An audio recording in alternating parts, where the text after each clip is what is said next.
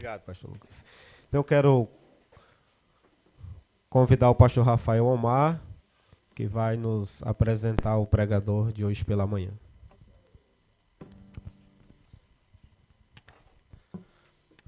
Hoje pela manhã nós iremos ouvir o pai de Karel, de Keila, casado com a irmã Francinete, também pastor na igreja Manaim, junto com o grupo pastoral. Pastor Marcos Paulo foi companheiro de ministério, professor, servimos juntos em Sião há alguns anos. Além de grego, aprendi a vida, ministério pastoral com ele. Quero convidá-lo aqui, ele nos abençoará. Além disso, ele é formado também em letras, em teologia e mestre em ciências da religião. Nós vamos fazer uma oração e agradecer a Deus pela vida dele, pelo seu ministério. Vamos orar. Senhor, nós agradecemos pela vida do pastor Tiago, também pela vida do pastor Marcos Paulo. Muito obrigado por teus servos dispostos a nos abençoar com tua palavra. Nós rogamos que essa revitalização, essa vida que flui da tua palavra, que flui das Escrituras, alcance os nossos corações, através de uma vida de piedade, de uma santidade que só o Senhor pode nos dar. Abençoa teu servo, guia-o e que nós possamos ser abençoados pela palavra do Senhor. Em nome de Jesus, amém.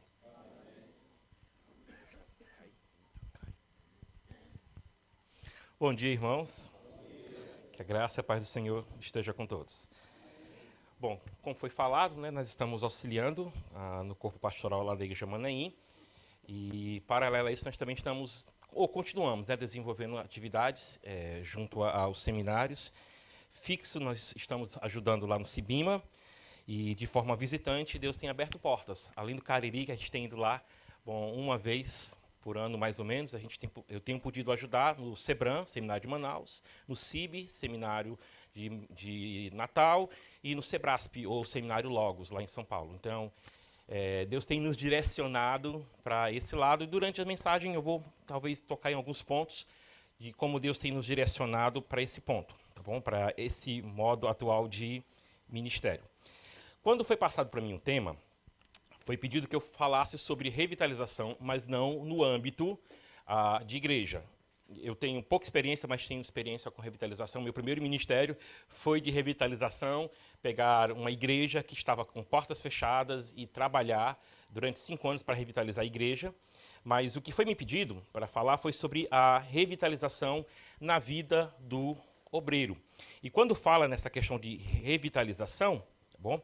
A gente vai entrar sobre questões que vão envolver a mente, as emoções e os pensamentos. Eu dou como título para a mensagem agora de manhã, Cultivando a Mente, a Essência da Vida Piedosa. Durante já um bom tempo, e eu herdei isso de pastores que me antecederam no ministério pastoral, principalmente em Sião, e eu desenvolvi muito essa visão que eu tenho hoje. Quando nós vamos trabalhar, muito obrigado, a questão de aconselhamento, nós vamos nos deparar com situações em que nós temos uma certa área de limitação para atuar. Bom, é tanto que eu aprendi a desenvolver equipes, digamos assim, multidisciplinares dentro da igreja para nos ajudar em aconselhamentos que, pelo que vocês sabem, hoje nós temos uma gama tão grande e não dá para a gente abraçar tudo. Então, eu tenho chamado muita atenção para esse ponto, porque eu já aprendi isso, herdei do pastor Roque, quando nós trabalhamos lá em Sião, herdei também muito do nosso querido pastor Fares, doutor Fares. Então, essa questão do aconselhamento foi migrando devagarzinho para essa área do aconselhado para o aconselhador. Nós estamos mas tão envolvidos com a vida das nossas ovelhas que, dependendo de que nós somos, aqui eu tomo palavras emprestadas de Martin Lloyd Jones no livro dele, Depressão Espiritual. Alguns de nós são extrovertidos, outros são introvertidos. Isso na linguagem do Dr. Martin Lloyd Jones. O que isso acarreta dentro do nosso ministério?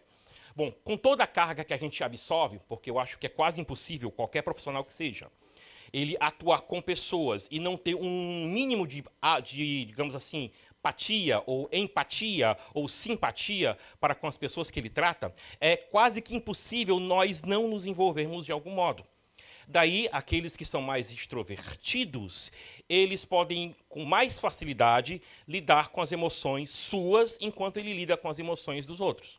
Mas ainda assim, eu acredito, seguindo o Ashley Jones, baseado em alguns textos bíblicos, que mesmo aqueles mais turrões, mais durões, eles ainda acabam sendo impactados pelas situações que ele vive dentro do gabinete pastoral, nas visitas.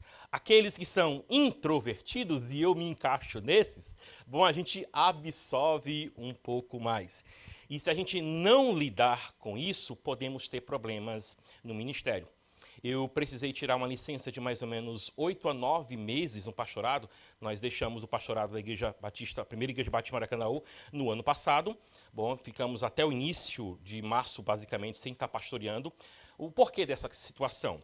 Entre outras questões, nós migramos para Fortaleza para poder atender melhor a questão da saúde da minha esposa. Ela tem fibromialgia e as crises dela têm cada vez mais sido intensas. Às vezes, ela passa 3 meses acamada.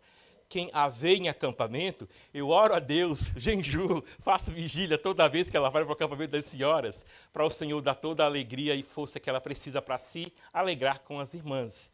Mas a gente pode falar mais ou menos assim, sempre que a dor dá um certo descanso, eu tenho ouvido as pessoas falando sobre a ressaca da dor posterior. E momentos de, digamos assim, de mínima dor, porque a dor nunca para, depois vem grandes períodos de dores. Então, eu tive que dar mais atenção à minha esposa. E foi justamente num período em que, alguns talvez saibam, o meu filho Kalel quase morre. Ele ficou 11 dias com o apêndice estrangulado. Retiraram mais de litro de secreção do meu filho. Fomos em 4 cidades, fomos em mais de 4 médicos e ninguém trazia o diagnóstico. Sabe aquele toque que dá aqui do lado, que dizem que quem tem a bendita da apendicite sente? Isso não funciona com todo mundo. A gente aprendeu na prática. Durante o mesmo período que meu filho estava hospitalizado, 2 meses, o último mês, tá bom, coincidiu com o período em que meu pai, que nos abandonou mais de 30 anos, retornou, todo mazelado, e ele morreu conosco, né? Nós somos 4, eu sou o único homem de 4 filhos. E nesse período, só para vocês terem ideia, eu estava cuidando da minha esposa, o meu filho quase que morre, e o meu pai veio. Quando eu sepultei meu pai, eu voltei para o hospital para tirar o meu filho que estava recebendo alta. Então, eu estava com um pai no hospital, um filho no outro e uma esposa com crise de fibromialgia. Se você é daqueles, eu fui diagnosticado com hiperatividade. Aqueles que são bem próximos de mim sabem que eu consigo fazer 2, 3 coisas ao mesmo tempo para eu poder me concentrar. Quem senta do meu lado nos cultos vai me ver escrevendo, vai me ver acessando os programas que a gente tem de Bíblia no celular, porque é a maneira que eu trabalho o meu foco. Eu faço 3 coisas e eu consigo fazer as 3 para que eu possa me concentrar. Então, não é falta de reverência com o culto, nem com os pregadores. É para eu me concentrar no que o pregador faz, eu preciso fazer uma outra coisa na hora do culto, normalmente riscando, levantando alguns dados que o autor, que o pregador está trazendo. Então, em tudo isso, eu também sou como algum de vocês. A gente não tira férias. Não tira. Isso, eu sofri um pouco com isso. Toda essa carga que veio sobre mim, eu perdi o chão, perdi a direção, não me senti mais capacitado para auxiliar a primeira igreja batista, a querida igreja batista de Maracanã, a primeira igreja, com aquilo que a igreja precisava.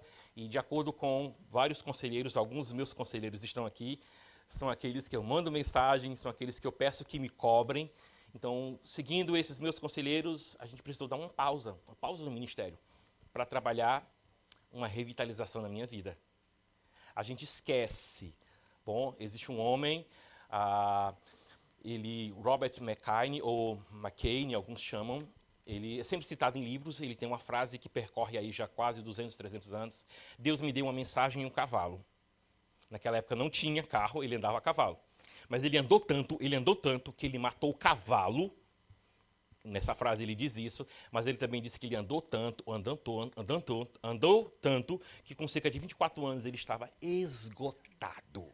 24 anos de idade. Se dedicou tanto ao ministério, mas a gente pode ver à luz das Escrituras, como eu vou apresentar hoje e nas próximas 2 mensagens, a gente tem que ter um cuidado para com aquilo que Deus tem nos dado. Não mate o seu cavalo antes do tempo. Bom, pregue o evangelho, se aplique, mas não esqueça também de cuidar de si mesmo. Porque se você não estiver inteiro, você não vai poder cuidar da sua igreja. Se você não estiver inteiro, você não vai poder cuidar da sua esposa e dos seus filhos.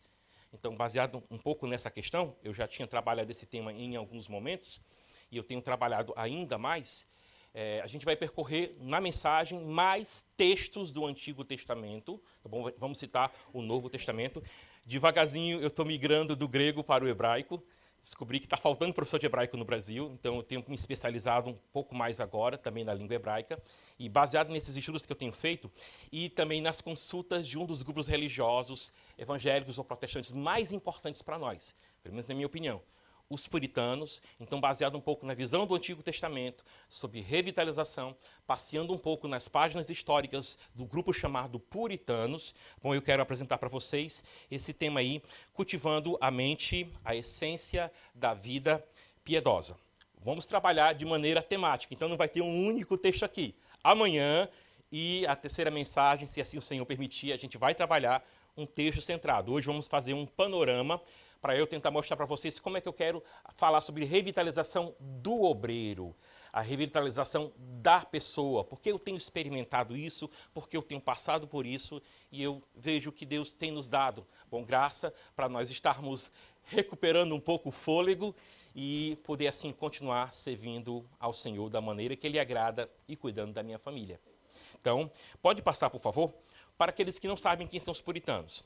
Os teólogos puritanos, eles não fundaram uma denominação, mas eles mantiveram um padrão de excelência no ministério, na vida devocional, na vida diária, de maneira que os puritanos, alguns presbiterianos, alguns batistas, alguns congregacionais, os puritanos, eles impactam até hoje a nossa teologia.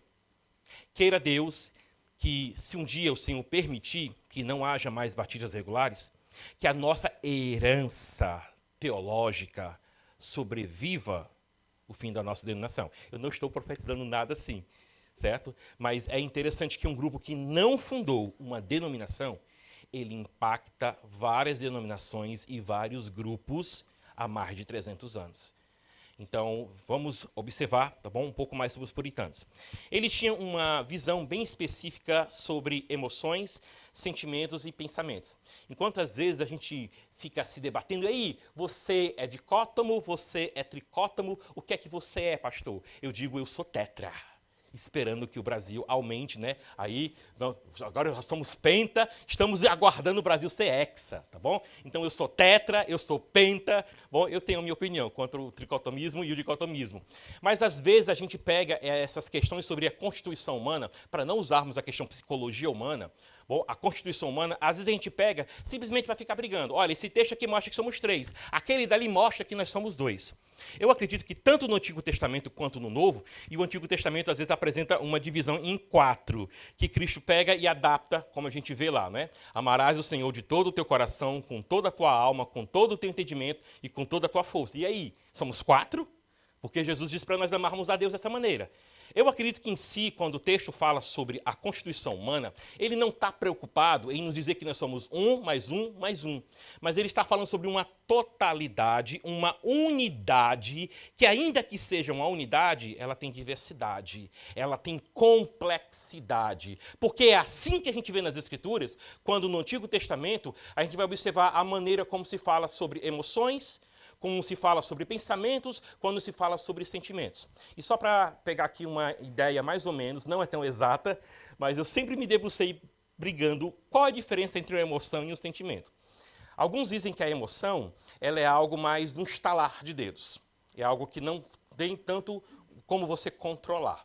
E, de certo modo, ela também seria mais passageira. O sentimento é mais um estalo quase que mental, mas eu não quero chamar aqui racional, e ele demoraria mais. Há uma transição entre os dois. E tem certas emoções e sentimentos que estão tão próximos do outro que não tem como a gente diferenciar. Tá bom? Eu acredito que essa forma que a gente encontra de não diferenciar, às vezes, emoção e sentimento, ela nos lembra que as divisões que fazemos, tricotomia, dicotomia, elas são mais didáticas. E elas estão apontando para algo maior, para que o ser humano se veja como aquele que é uma unidade, mas o seu Deus Criador o fez de maneira complexa, o fez de uma maneira diversa. Daí a gente percebe, por esses lados aí, que ao cuidar das nossas ovelhas e ao cuidar de nós mesmos, nós temos que cuidar do lado espiritual ou devocional, se assim você preferir chamar. Nós temos que cuidar também das nossas emoções, temos que cuidar também dos nossos sentimentos. Bom, então, veja aí a complexidade que são os seres humanos. Então, os puritanos já percebiam isso antes do advento Freud, antes da psicologia moderna, antes da psiquiatria moderna, ele já tinha percebido isso. Sem entrar nessa questão dessa briga, e aí, pode usar ou não psicologia, eu tenho me refugiado pensando assim, como é que quem viveu antes da psicologia moderna, a psiquiatria, ele trabalhou isso na igreja? Aí eu tenho corrido para os puritanos. A minha teologia das emoções, eu tenho baseado muito na teologia dos puritanos, que eles são antes da psicologia moderna, antes da psiquiatria, tá bom? Eu não vou entrar no mérito ou demérito aqui, mas é a maneira como eu tenho tentado trabalhar. Porque eu encontro um irmão que usa e eu encontro um irmão que não usa. Como é que fica a minha posição? Então, eu tenho ido atrás dos puritanos que viveram era pré-psicologia, pré-psiquiatria, e como é que eles trabalharam isso? Então, dessa maneira, eu tenho me aproximado deles, e junto a isso, meus estudos do hebraico, meus estudos do Antigo Testamento, bom, tem me ajudado a ver um pouco mais como o povo antigo, do Antigo Testamento, eles trabalharam essas questões e como eles nos apresentam. Isso vocês vão ver um pouco melhor na mensagem de amanhã. A gente vai trabalhar o Salmo 119, versículo 153 até o versículo 160. Então dá para a gente ver melhor essa questão. Observando como o Antigo Testamento trabalhava, os puritanos, eles então tinham uma visão, quando iam aconselhar alguém, fosse um membro, fosse um outro colega pastor, eles sempre se aproximavam dele vendo, tá bom? Isso era visto e não era visas, tá bom? Isso sempre era visto como uma parte integrante da experiência humana. Bom, e sabendo que isso é parte da experiência humana e a Bíblia atende a tudo isso, eles olhavam primariamente para as Escrituras para direcionar as pessoas conforme aquilo que elas necessitavam. Bom, então, os puritanos. Quem é que eram eles? Eu separei três aí, três talvez meus prediletos. O primeiro, realmente, é o meu predileto, Jonathan Edwards, que é muito conhecido pela pregação Pecadores nas Mãos de um Deus Irado. Mas ele é mais do que isso. O livro dele, chamado Afeições Espirituais ou Religiosas, é um livro que você tem que ler. O Cariri já trouxe uma semana teológica, se não me engano, foi uma clínica, que trouxe um especialista dos Estados Unidos que trabalhou isso. Você tem que conhecer esse livro. Se você quer ter saúde mental, emocional e espiritual, você tem que ler esse livro. Bom, esse foi um dos homens que mais pensou sobre a questão da constituição humana. Talvez o maior teólogo, bom, e também filósofo cristão dos Estados Unidos, Jonathan Edwards. Então, ele, quando você observa as suas obras, você percebe o quanto vestido. Bom, ele também, Jonathan Edwards, ele argumentava que as emoções genuínas e assim os sentimentos, a gente passa também para as emoções, elas eram essenciais para a verdadeira religião, entenda a devoção, como ele chama a religião lá, tá bom? E para que a experiência religiosa ou espiritual ou de convenção fosse autêntica, ele disse que isso tinha que envolver a mente e o coração. Não existe vida espiritual sem envolver esses dois, não existe. Nós não incentivamos o sentimentalismo vago, vazio. Mas se seu coração não queima quando você lê as Escrituras, eu não estou falando isso sempre, tá bom? Me disseram ali para apagar o fogo do pastor, né? Daqui incendiou. Mas eu vou colocar mais lenha na fogueira, viu, missionário? Você tem que sentir o seu coração queimando pelas Escrituras. Eu não estou falando isso toda vez, mas tem que acontecer. Da mesma forma que os discípulos de Emaús sentiram o seu coração ardendo quando Cristo expunha a palavra dele, em algum momento você já deve ter experimentado isso. Numa pregação, na sua hora devocional, se a palavra não te incomoda, se a palavra não mexe com as estruturas mais profundas do seu ser, tem alguma coisa errada. Tem alguma coisa errada. O próximo que nós temos aí, John Owen. Bom, é difícil dizer quem é o maior, mas cada um contribuiu com grandes e importantes obras para nós. Todas elas são lidas por nós no Cariri, teologia pastoral, tá bom? E em outras disciplinas também. E em outros seminários que eu posso também dar aula. Pastor, não estou falando tanto do Sibima porque o pessoal entende mais Cariri, viu? Então, entenda, certo? É porque ele é meu chefe, tá bom? É só para rapidamente... Por que está falando tanto Cariri e não falando do Sibima? Eu vou falar do Sibima também, certo? Então, vamos lá. John Owen, ele escreveu extensivamente sobre a vida cristã e sobre a santificação. Quando ele vai falar sobre santificação, o que é que ele também vai tocar? Ele vai tocar sobre elementos da mente, sobre elementos da emoção. Você tem que ler a mortificação da carne, tá bom? E outras obras que ele escreveu e têm sido relançadas, bom, em inglês e também em português. Então ele fala abordando as emoções, sentimentos e pensamentos. Isso deve ser controlado pelo Espírito Santo. Ele enfatizava a importância de submeter tudo isso à vontade de Deus. Então lembra disso. E o terceiro, não menos importante, tá bom? Richard Baxter, está aparecendo aí como se fosse John Owen, mas Baxter, no livro dele, O Pastor Reformado, ele discute a importância que essas áreas que eu acabei de falar, elas têm no nosso fazer pastoral, no nosso fazer, tá bom? Visitas, aconselhamento, na maneira como nós aplicamos a palavra de Deus aos nossos irmãos e em nossa própria vida. Richard Baxter, ele acreditava que essa parte da vida dos fiéis deveria ser despertada e direcionada para Deus através de sermões eficazes. Então, observa que aquilo que a gente às vezes mais fala sobre o espiritual não é a única dimensão em que poderíamos pensar nossas vidas. Como é que estão nossas emoções? Como é que estão nossos sentimentos? Bom, a gente pode pensar também sobre a nossa mente, não é? Que vai captar um ou outro aí, ou se não os dois. Então, pensando em tudo isso, como é que a gente pode se aproximar da teologia puritana? Se passar o próximo slide, os puritanos eles tinham uma visão holística, completa, totalizada da vida, e eles também tinham paixão ou sensibilidade para com as pessoas que estavam trabalhando. E eles encontraram pessoas que trabalhavam com depressão. Nos dias deles, eles chamavam de melancolia. Quando você lê os livros dos puritanos e encontrar melancolia, é o que a gente chama hoje de depressão.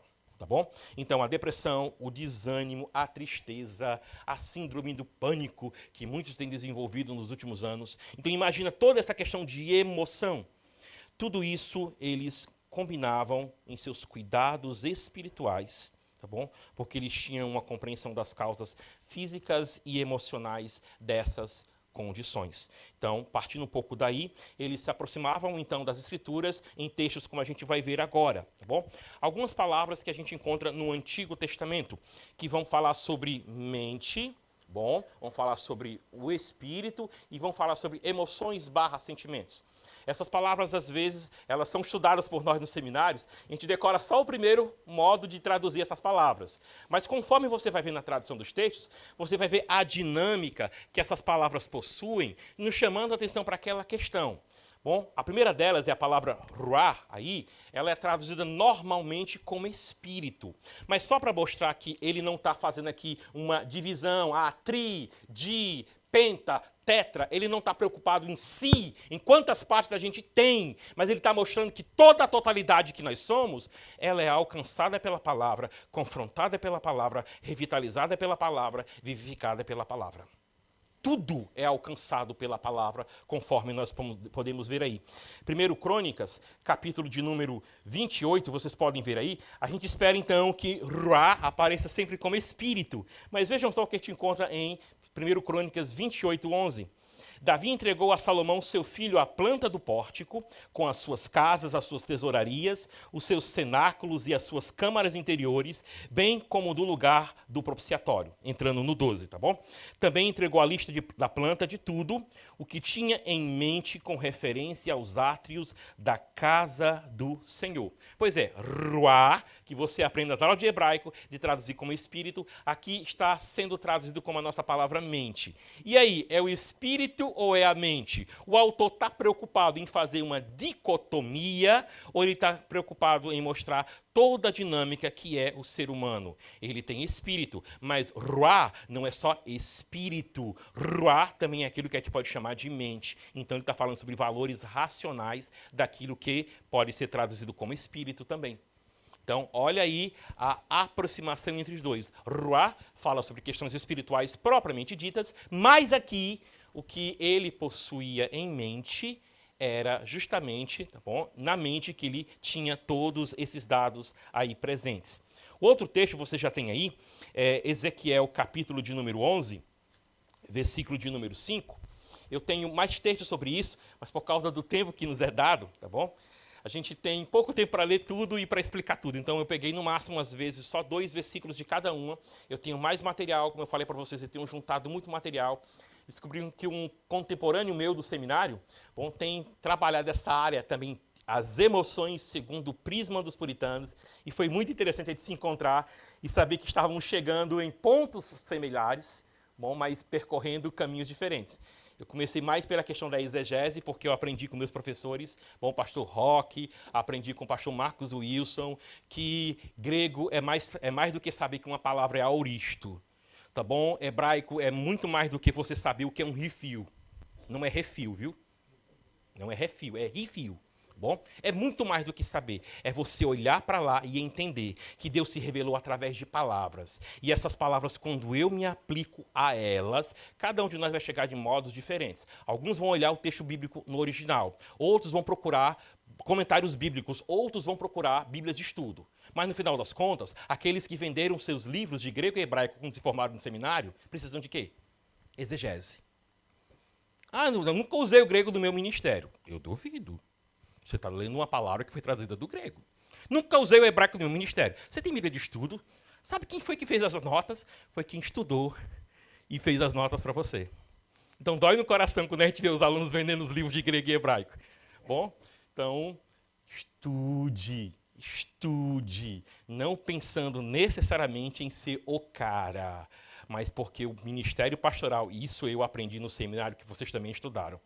O ministério pastoral é uma atividade comunitária, mas também é uma atividade de sentar, abrir um livro e senta que lá vem história. Tá bom?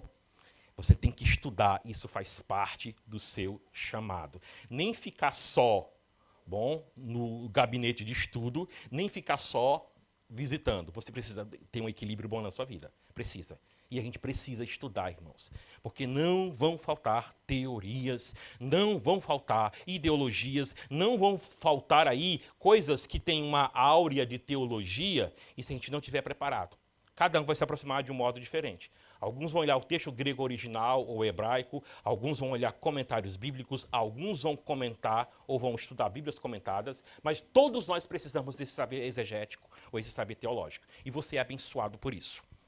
Tá bom? Você é abençoado por isso. Ezequiel, capítulo de número 11, versículo de número 5, nós lemos: Então o Espírito do Senhor caiu sobre mim e me disse: Fale, assim diz o Senhor, é isso o que vocês estão dizendo, ó casa de Israel, porque eu sei o que passa pela mente de vocês. Aí nós temos Ruá, sendo visto como a parte do nosso raciocínio, a parte do nosso pensamento. Bom, a gente, às vezes, fica naquela briga. Aí, é coração ou é cérebro? Cada cultura se aproximou de um modo para falar sobre a parte que centralizava as emoções. Nós, hoje, né, ocidentais, século XXI, já há um bom tempo, pensamos no coração.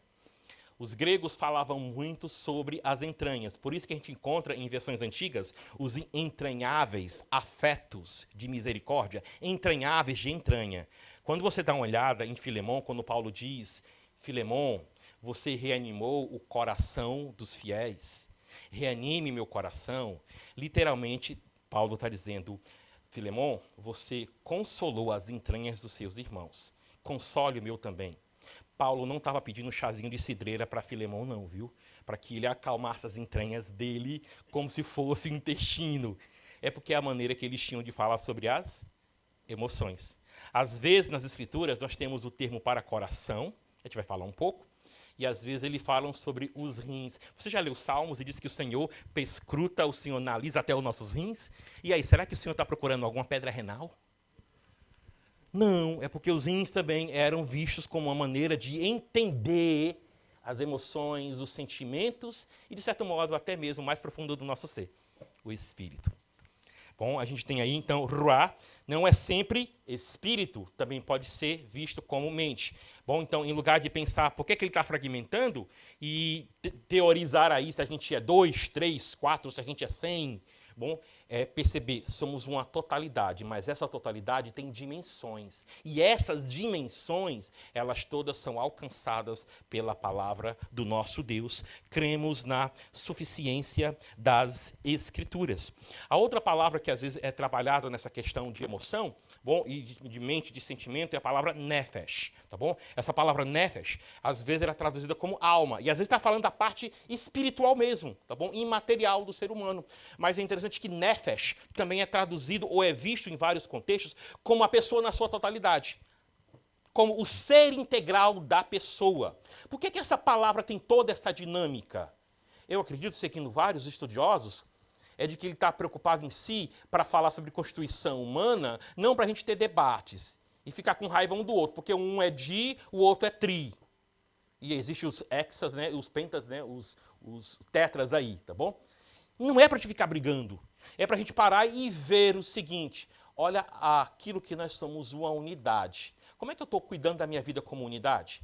Aí nós temos um checklist. Como é que eu estou cuidando da minha parte espiritual? Como é que eu estou cuidando da minha parte emocional, sentimental? Como é que eu estou cuidando da minha parte mental?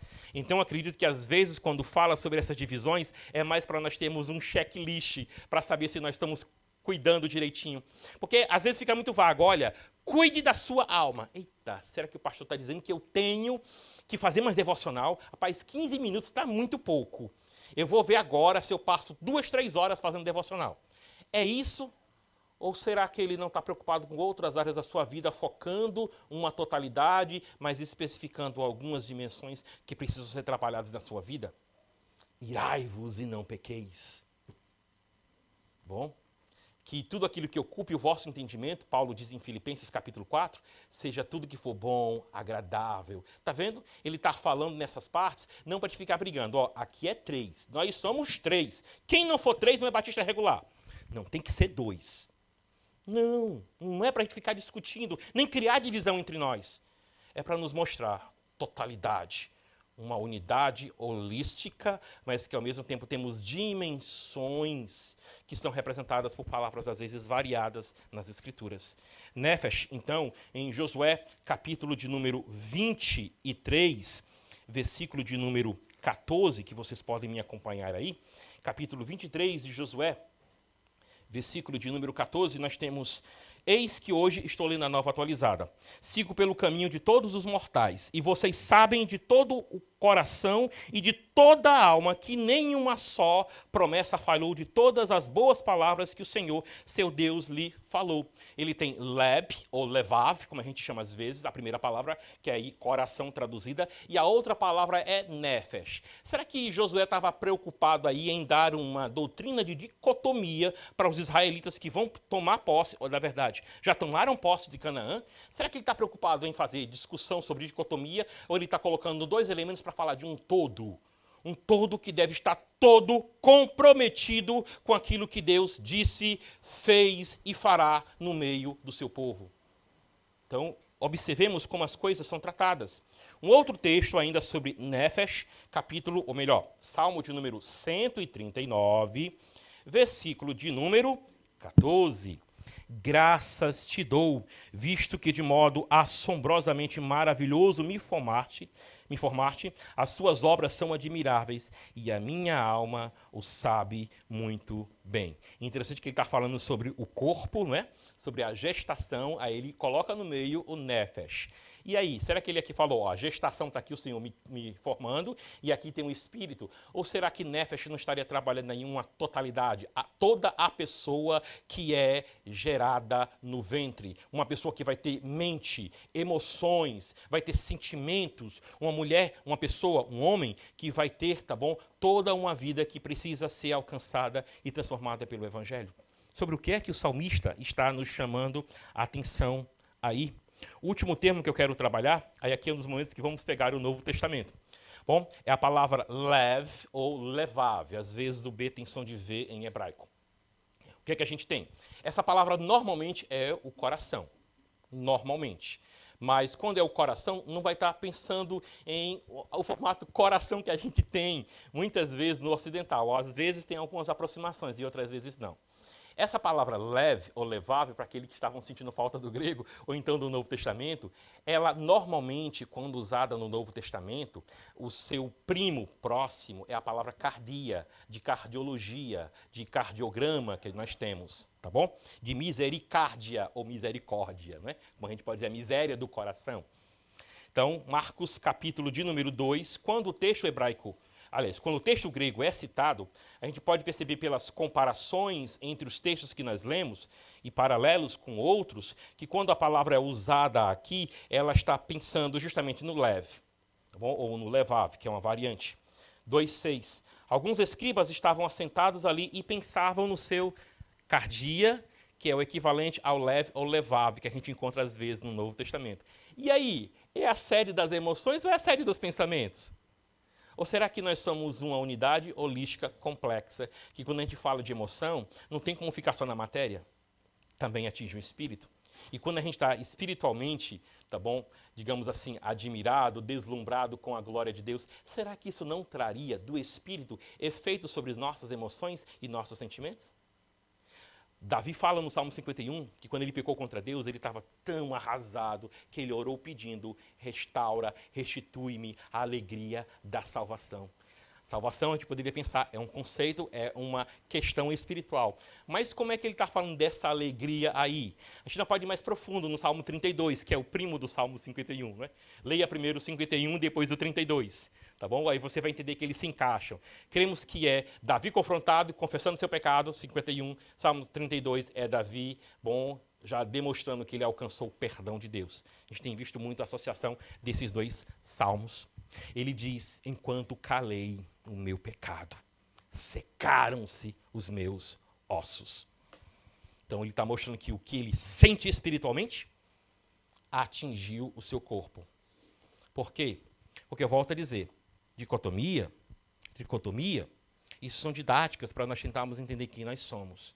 Mas eu acredito que quando os teólogos pensaram, foram as escrituras e viram isso, eles não estavam preocupados tão somente, ou estavam preocupados apenas, ou nisso, em debates. Olha, aquilo dali é tri. Rapaz, será que é tri mesmo, não é dois? Mas em ver a complexidade que é o ser humano e como a palavra de Deus traz resultados eficientes, duradouros, eternos, para tudo aquilo que é o ser humano. Seja você vendo no seu ruah, sendo vendo no seu nefesh, sendo você visto pelo seu levav ou cardia. Tá bom? Como é que você está se vendo aí? Atos, capítulo de número 5, versículo de número 3, vai usar o bom e velho coração também, mas não vai estar discorrendo sobre emoções, mas sobre decisões. Mas será que a gente só toma decisões e emoções no coração? Será que o coração também não pode ser uma forma de Deus nos falar com aquilo que a gente pode chamar de espiritualmente, não é? Atos, capítulo de número 5, versículo 3 e 4. Então Pedro disse: Ananias, por que você permitiu que Satanás enchesse o seu coração para que você mentisse ao Espírito Santo, retendo parte do valor do campo? Você imagina, ele entupiu o coração de Ananias, mas não foi com gordura saturada. Ou será que você imagina que quando Satanás encheu o coração aqui, eu digo, com uma coisa gordurosa, com uma coisa com gordura saturada, entupa as veias do seu coração. Foi assim que ele encheu o coração de Ananias? Está falando de alguma coisa que em si não é o físico, mas algo que vai implicar em questões, ou vai apresentar como o coração dele estava. A gente vai já passar para esse ponto.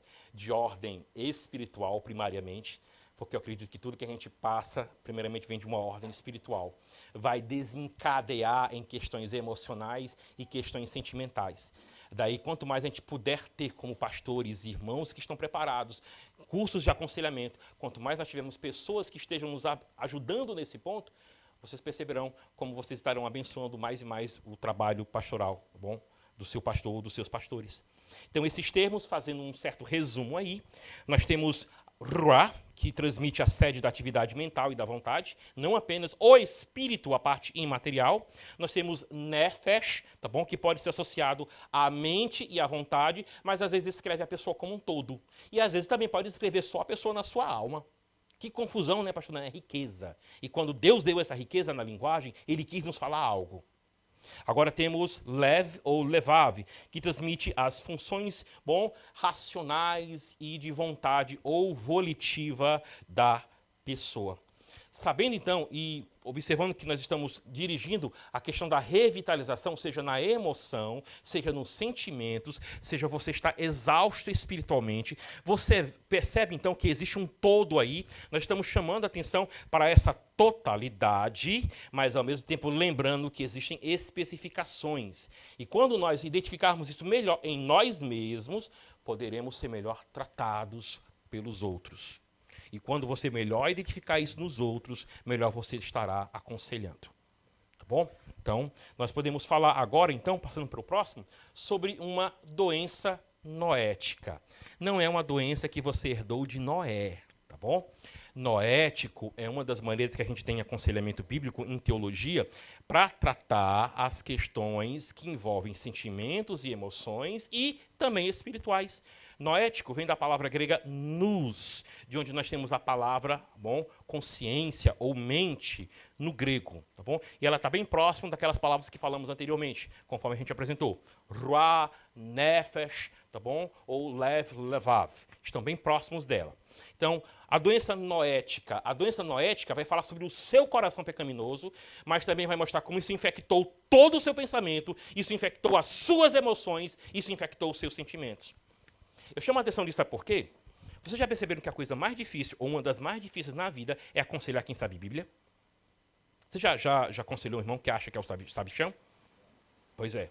Não, pastor, esse versículo eu sei. E ele ainda vai dizer versículo que você não lembra na hora? O pastor vem me aconselhar, não sabe nem esse versículo de cor. Pois é difícil a gente, às vezes, aconselhar quem sabe Bíblia. Tá bom? Porque o problema não é só mental ou de raciocínio, é de ordem espiritual. E enquanto isso não for também quebrado, as emoções e os sentimentos dele também não serão quebrados. Está vendo a batalha que a gente tem? Você não está lutando apenas com as hortes espirituais do mal nas regiões celestiais, mas você está vendo a materialização disso através de ímpios e de crentes, que conforme o apóstolo Paulo diz, tá bom? Vocês não podem receber mais alimento sólido porque vocês ainda são bebês. Como Paulo também fala em Gálatas, né? Para a liberdade foi que Cristo vos libertou. Aí o versículo 13 ele diz, portanto, não useis da vossa liberdade para dar ocasião ao pecado. Pois é, quando a gente vê que não está resolvendo nada, dando versículos para o irmão, bom, antes disso você já deveria ter orado, mas ore mais ainda, porque o problema é noético, o problema é mais profundo. E isso ainda continua muitas vezes com sintomas na minha e na sua vida. Daí, nós podemos ver que, tomando emprestado de Tiago, a mente dobre, né? Literalmente seria, se a gente pegar, é a palavra dipsihos, seria duas mentes, seria dois espíritos, duas almas, é a palavra dobre que a gente tem lá em Tiago. Mas ela mostra justamente aí que não é fácil a gente chegar para uma pessoa e dizer, olha, você é tricótomo, você tem 3 partes, olha, você é dicótomo. Nós somos uma unidade, eu estou tratando com uma pessoa. Não tem como eu dizer, corpo fica aqui, que agora conversa só com o espírito. Não tem como você fazer isso. Você vai tratar com um todo. Com um todo. E nesse todo, a gente tem que estar preparado, à luz da palavra de Deus, para saber as melhores abordagens que a gente pode chegar junto ao aconselhamento, junto, tá bom, ao discipulado que as pessoas ao nosso redor possuem. Então, nós encontramos aí a doença noética, mostrando que tem como se fossem 2 coisas dentro de uma pessoa. A linguagem moderna é o incrível Hulk e o David Banner, tá bom? Que é o cientista que o vira. Mas a linguagem mais antiga, para quem gosta de literatura, é o médico e o monstro. Ou alguns vão imaginar, não, é a pessoa que está aqui, aí tem um diabinho e tem um anjinho do lado. É a sua natureza, velha natureza, que esquece que a cruz existe e que quer dominar a sua vida. E lembra que o processo de santificação, às vezes é bem chamado de mortificação da carne. Por quê? Porque você precisa aprender a dominar suas emoções. Você precisa fazer calar os seus sentimentos. Para que Deus possa falar também para você. Então não basta ter meia dúzia de versículos decorados. Você está deixando a palavra mudar suas emoções, seus sentimentos? Ah, pastor, eu já sou assim, como a gente gosta às vezes de chamar, né? Eu já ouvi alguns, não que eu chame, né? É o crente Gabriela. Eu nasci assim, eu vou ser sempre assim. Quando eu ouço às vezes irmãos dizendo, pastor, eu não aprendo mais não. Eu não mudo mais não, eu sou assim. Deixa estar. Deus tem um tempo certo de trabalhar.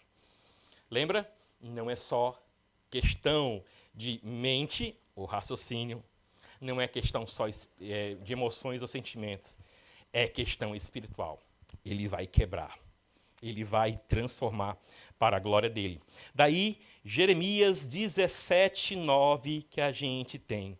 Não esqueça, é o seu coração também. Cristo reina, o Espírito Santo está aí, mas se a Bíblia manda a gente lutar contra a nossa velha natureza, quer dizer que este rapazinho aqui vai querer ainda domar ou tomar nas mãos as rédeas da minha e da sua vida. Enganoso é o coração, mais do que todas as coisas, e desesperadamente corrupto, quem entenderá? Recebemos um novo coração do Senhor, sim. Mas eu poderia perguntar como Paulo, você já reina com Cristo? Vocês já estão nos lugares celestiais? Já passamos do milênio e estamos no novo céu e na nova terra? Não. Então você tem que lutar contra a sua velha natureza e ela vai querer que suas emoções, seus sentimentos, sua mente reflitam um espírito que está longe de Deus. Então esse ainda é o meu e o seu coração. Marcos, capítulo de número 7, versículo número 20, é um dos versículos que eu mais tenho aprendido sobre aquelas manifestações que nós mencionamos, tá bom? Então, as questões de emoção, as questões de sentimentos, ou das obras da carne, como Jesus, de certo modo, apresenta aqui, elas estão ligadas a uma índole espiritual.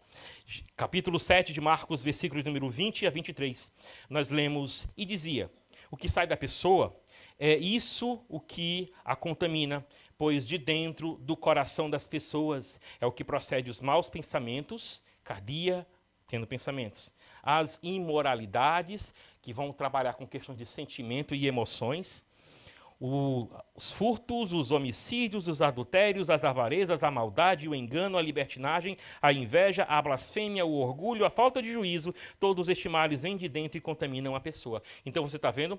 Ele está falando sobre uma totalidade. Olha, quem está distante de Cristo está totalmente entregue a isso. Sua mente, corpo e alma, ou sua mente, alma, tá bom? Ou seu corpo, alma e espírito, como você dividir, como você defender aí essa questão, ela toda está contaminada. Toda está contaminada. Isso é o nosso veredito aí.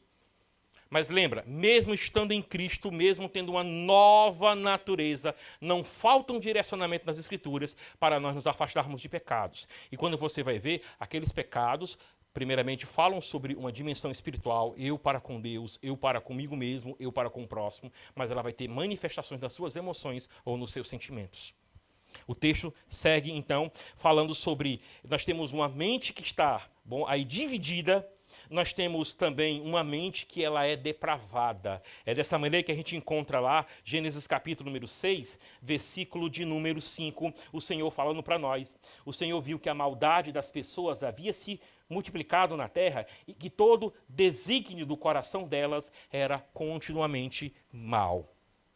Estamos em Cristo, mas não fomos, tá bom? Ainda não temos o corpo glorificado, então isso vai querer brigar com você. Isso vai querer brigar com você quando você se achar espiritualmente bem sólido, aí você pode sofrer tentações em que você acredita que nunca cairia. Isso pode acontecer com você quando você está bem fragilizado. Aí vem a tentação, você já está com tudo desmoronado, as coisas chegam lá e dão errado para mim e para você. Os desígnios do nosso coração são totalmente maus, deixados sozinhos. Sem Cristo, sem a salvação, estamos perdidos. Deixados sozinhos, porque nós não procuramos tratamento espiritual, porque nós não temos vida devocional, porque nós não temos conselheiros para nos confrontar e dizer na nossa cara quando a gente errar, e nos ajudar a trabalhar melhor nossas emoções e sentimentos, a gente não vai se desenvolver como Deus quer que nós sejamos desenvolvidos. Efésios, capítulo de número 4, versículo de número 17 a 19, vai nos falar também um pouco sobre isso. Eu não vou ler o texto, tá bom? Eu vou apenas falar sobre as dimensões que nós temos aqui, mas sempre são aquelas que eu tenho mencionado para você. Paulo pode estar falando sobre um pecado de índole sexual, ou corporal, que vai envolver emoções ou sentimentos, mas tem uma dimensão espiritual aí. Capítulo 4, versículo 17 a 19, nós encontramos o apóstolo Paulo dizendo, digo isto no Senhor, não vivam como vivem os gentios. Aí lá, bem adiante ele diz, tornando-se eles, os gentios, tendo tornados insensíveis, se entregaram à libertinagem. Essa insensibilidade, primeiramente, é de ordem espiritual, e depois passa para questões sentimentais, questões emocionais e até mesmo questões racionais, ou mentais, se assim nós preferirmos chamar. Então, a nossa doença noética fala que temos uma mente dividida, uma mente depravada e uma mente apóstata. Se não fosse a graça de Deus nos guiando até o fim, tá bom? Sejam os turrões, pastor, isso aí não me atinge. Sejam aqueles mais emotivos, pastor, eu não sei como lidar com isso. Se nós não tivéssemos em Cristo, e Cristo não trabalhasse em nossas vidas, nossa natureza, genuína, humana, é apóstata. Capítulo de número 11, versículo 21, nós lemos: mas quanto àqueles cujo coração segue os seus ídolos, detestáveis e as suas abominações, eu lhes darei o que merecem por seus atos. O Espírito guiando emoções. Você acha que não tinha gente que chorava no culto de Baal, né? Baal, falou a minha alma. Tinha gente que chorava. Tinha emoções. Como é que pode? Não era um Deus morto? Sim, era um Deus morto, mas a parte espiritual dele envolvia e se manifestava em emoções e sentimentos. Você viu o pessoal se cortando lá, no Monte Carmelo com Elias? Com Elias não, né? Elias viu eles fazendo isso. Pois é. Tem essa pegada, tem essa questão que nós podemos apontar. E agora, Isaías 29, versículo de número 13. Nós lemos: visto que este povo se aproxima de mim, e com a sua boca e com seus lábios me honra, mas o seu coração está longe de mim, e o seu temor para comigo consiste só em mandamentos ensinados por homens. Entraram num culto vazio, porque não vigiaram a dimensão que a gente pode chamar das almas, ou da alma, ou espiritual. E isso levou, ou rapidamente, transformou-se em quê? Estão lá no culto. Alguns até se emocionam no culto, mas não querem mais fazer nada. Aí outros não sentem nem mais prazer de ir para o culto. Pois é, vai trabalhar num dos dois. Ou vai dar uma emoção, um sentimento rápido de passar, se emociona, daí a gente se contra o emocionalismo vazio, ou tem aqueles que, rapaz, como é que a pessoa estava aqui, se alegrava conosco e hoje vive lá, no mundo, e não sente mais prazer de estar na casa de Deus? Porque o espiritual desagou no sentimental ou no emocional. A gente é uma unidade complexa. Temos dimensões em nossa vida. E nunca vai ser só a emoção, nunca vai ser só a questão também espiritual. Tudo está interligado. Essa é a doença noética, mas também temos uma cura. Nessa cura, nós podemos descansar que Deus é o conhecedor dos nossos corações. Ele sabe o que está espiritualmente em nós, Ele sabe o que está em nós sentimental e emocionalmente e racionalmente. Quando na oração de dedicação lá do templo, no caso Salomão faz uma oração que é recheada de teologia, boa teologia. Ele então diz as seguintes palavras, tá bom? Capítulo 8, versículo número 39. Ele diz: ouve tu nos céus, lugar da tua habitação, perdoa, age e dá a cada um segundo os seus caminhos, visto que ele conheces o coração, porque somente tu és conhecedor do coração de todos os filhos dos homens. Então, tudo que a gente pode dizer que é manifestado pelo Espírito está no coração. As emoções estarão no coração, os sentimentos estarão também no coração. A oração que os apóstolos fazem na escolha de Matias é que o Senhor não os fizesse ver quem era mais capacitado, quem tinha mais eloquência, quem era há mais tempo seguia Jesus. Ele disse: Senhor, tu que conheces o coração, mostra-nos aquele a quem tens escolhido. Então ele pediu, eles oraram, lembrando disso, a cura noética, direcionamento para nossas vidas, mental ou racional, espiritual, sentimental e emocional, vem de Deus, que é o conhecedor dos nossos corações.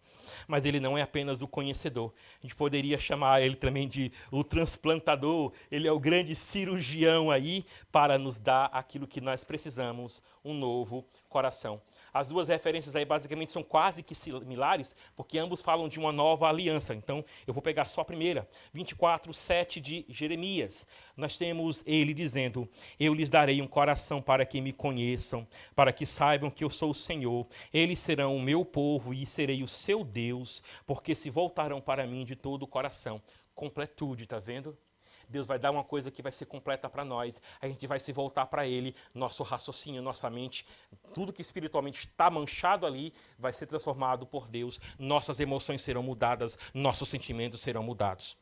E louvado seja aquele que é conhecedor, transplantador, e Ele é também o criador de novos corações. Até para aqueles que não tinham esperança. Lembrem que nós éramos assim aos olhos dos primeiros cristãos judeus.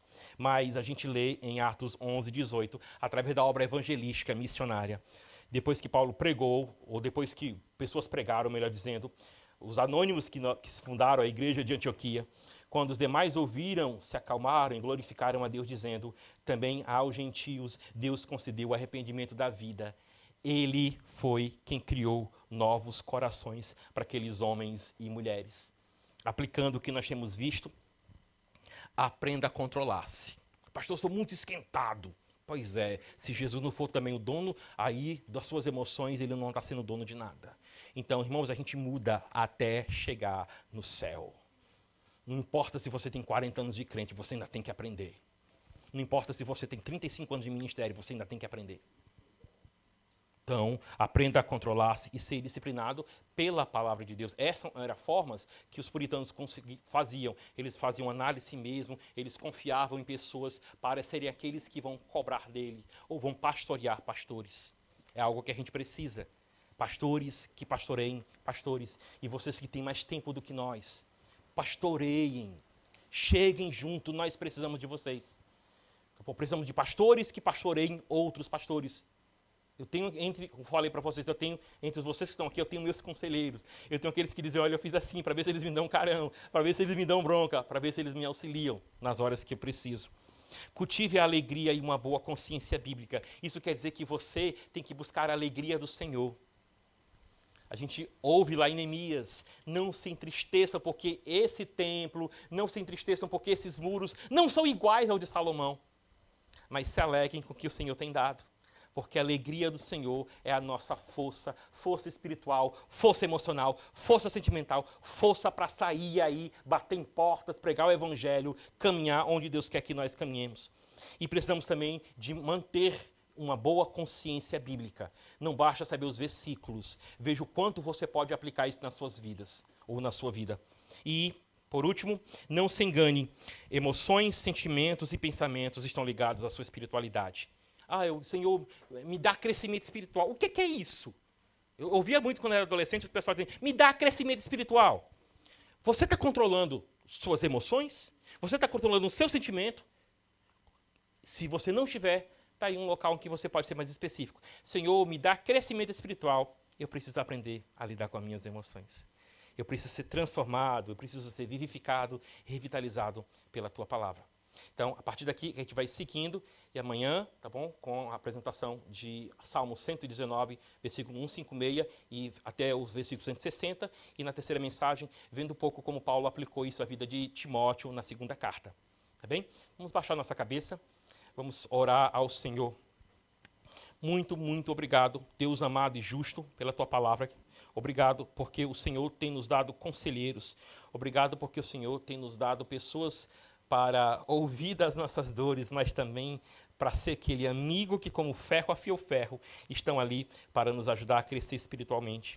Eu sou grato pelos meus conselheiros e peço que o Senhor desperte mais conselheiros aqui, pastores que possam pastorear pastores, pastores que auxiliem na revitalização de outros pastores, porque assim como temos aprendido à noite, revitaliza, Senhor, a Tua igreja. Pedimos também que o Senhor toque os corações aqui que estão machucados, os relacionamentos que estão rompidos, as dificuldades que estão tendo com pensamentos pecaminosos. Vem, Senhor, e dá ao Teu povo aqui a graça que nos foi doada na encarnação, no plano eterno, a graça que foi mostrada poderosamente, que ressuscitou o Teu Filho ali no terceiro dia. Então, vem, Senhor, e revitaliza o coração do Teu povo. Muito obrigado. Em nome de Cristo Jesus. Amém.